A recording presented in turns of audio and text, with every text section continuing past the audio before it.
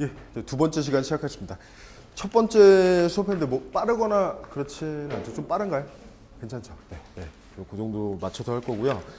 첫 시간 했던 대로 순서를 이제 진도 나가면서 해당되는 설명들을 좀 곁들여서 좀 이렇게 하도록 하겠습니다.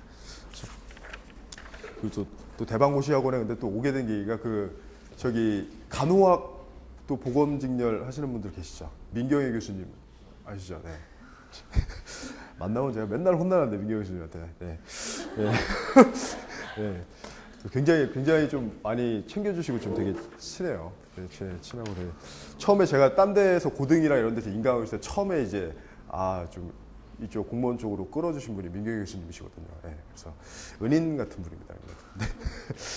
네. 예, 자 그러면요 이제 자 7번의 다음 조약 체결 전후의 사실로 옳은 것은 나와 있는데 이제 가장 첫 번째 구도를 이제 본격적으로 좀 들어가 보도록 하겠습니다. 자, 아까 세력에 따라서 구도를 짠다라고 했는데요. 제일 첫 번째 구도가 이제 누구랑 누구죠? 청과 일본 간의 구도고요. 그 시작은 일단 세도 정치부터 딱 시작을 하고요. 자, 세도 정치가 끝난 게 1863년. 자, 고종이 즉위하면서 아버지가 대신 정치를 10년간 했답니다. 그럼 여기부터 이제 쭉 가는 거예요. 쭉 갑니다. 자, 나이가 너무 어리다 보니까 이제 아버지가 대신 정치를 10년간 하죠. 그게 이제 10년간의 기간이고요. 73년까지. 그래서 이 기간을 평가를 한번 해볼 때 이 기간을 대원군 집권기다라고 하고요. 이 시기의 대내정책은 뭐죠? 대내정책? 왕권 강화. 대외적으로는요. 통상수교, 거부. 그래서 병제, 병오신, 척합의까지 이렇게 딱 보신 거예요. 그렇죠? 자, 그럼 73년이에요. 자, 73년에요. 이때요. 고종이요. 계기는요. 친정선포입니다. 친정선포. 이 친정이라고 하는 게 오늘부터 내가 친히 정치를 하겠다고 선언을 한 거예요. 이미 나이가 22이잖아요. 그죠? 그래서 내가 정치를 할 테니까 아버지는 이제 궁에 들어오지 마시라. 네, 이렇게 선언을 한 게 73년입니다.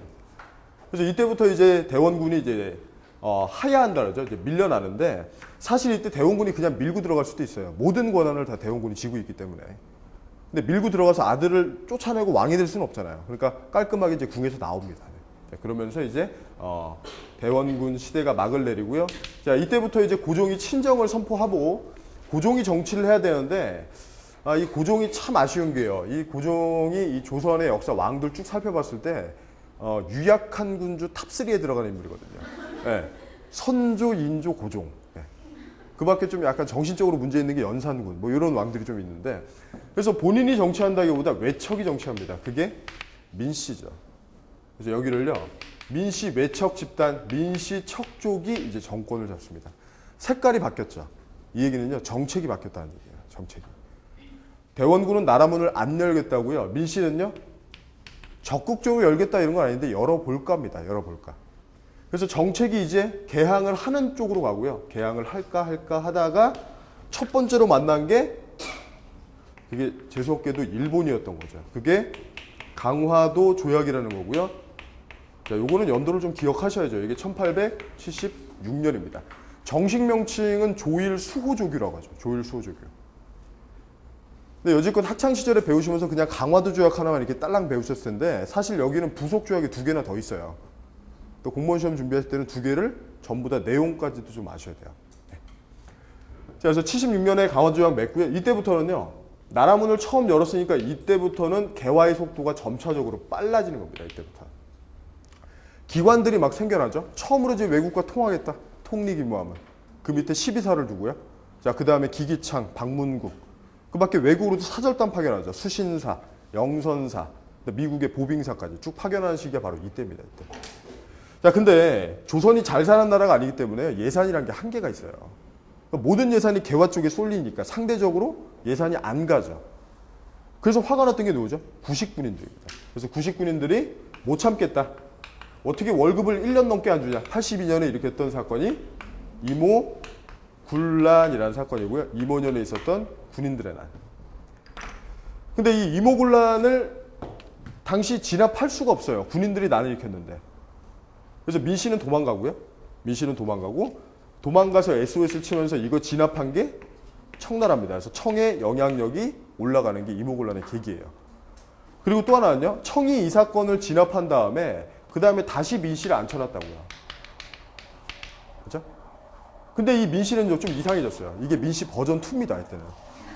왜냐면 이때까지는 개화를 어떻게 죽이 되든 밥이 되든 조금이라도 했거든요. 근데 이때는요. 개화 추진하다가 죽을 뻔했잖아요. 그러니까 그 다음부터는요. 개화가 중요한 게 아니라 정권 유지가 중요해요. 이거를 어떻게 표현하냐면 민씨 정권의 수구화라고 표현하는데요. 수구화. 우리 뭐 수구 꼴통 이런 얘기 많이 들어보셨잖아요. 보수의 극이란 얘기입니다. 이건. 그래서 개화 정책이 산으로 가요. 이때부터는. 개화 정책이 산으로.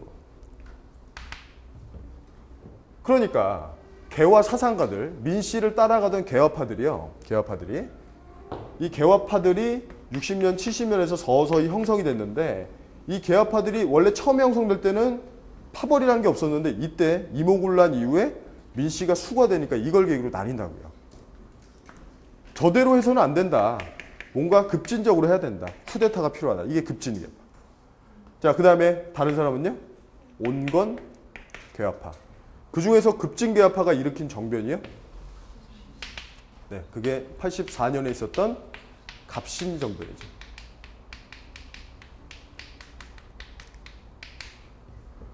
자, 이거 또 진압 못하죠? 그러니까 누가 진압하죠? 또 청이 진압합니다. 또 청이.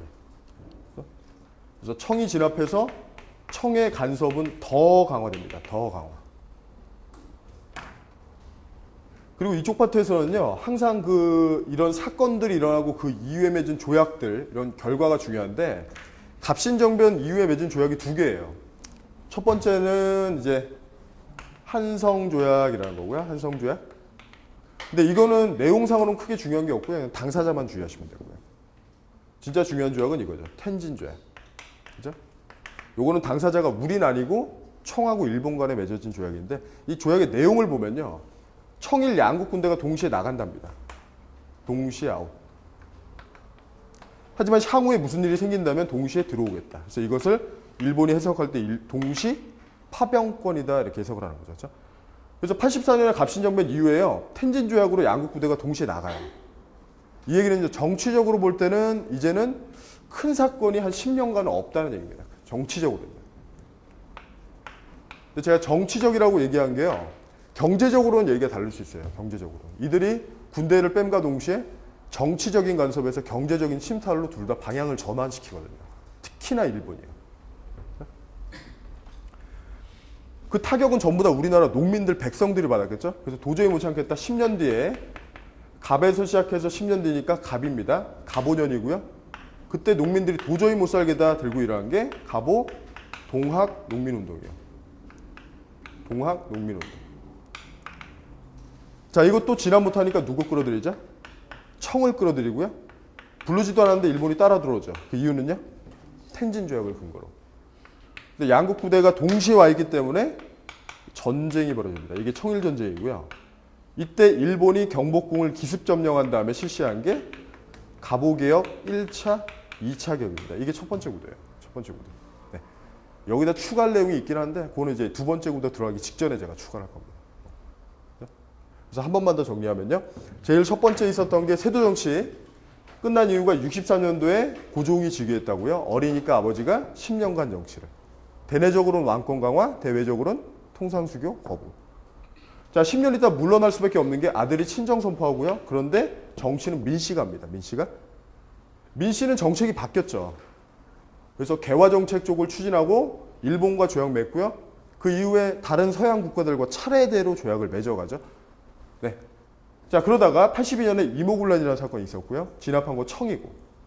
다시 정계에 복귀한 민씨는 이상해졌죠. 그죠? 자, 그래서 따라가던 개화파도 양분돼서 급진이 정변을 일으킵니다. 네, 그게 갑신정변. 갑신정변 계기로 텐진 조약 맺었는데요. 양국 부대가 동시에 나가면서 정치적으로는 큰 이벤트가 10년간 없다요. 근데 경제적으로는 좀 얘기가 다를 수 있다. 그래서 경제적으로 타격받은 농민들이 동학, 네, 이게 10년 뒤에 일어나고요. 그 다음에 요거 진압 못하니까 청 부르는데 일본이 따라 들어오고요. 청일전쟁. 자, 일본이 갑오 1, 2차 개혁을 실시합니다. 요 해가 제일 복잡해요. 94년. 요 해. 순서 문제 물어보면 진짜 장난 아니죠. 네, 근데 여기도 정리를 이때 94년도 하겠습니다. 네. 그래서 여기까지가 일단 큰 흐름이고 일단 제일 첫 번째 7번에 나와 있는 게 우리가 일단 제일 첫 번째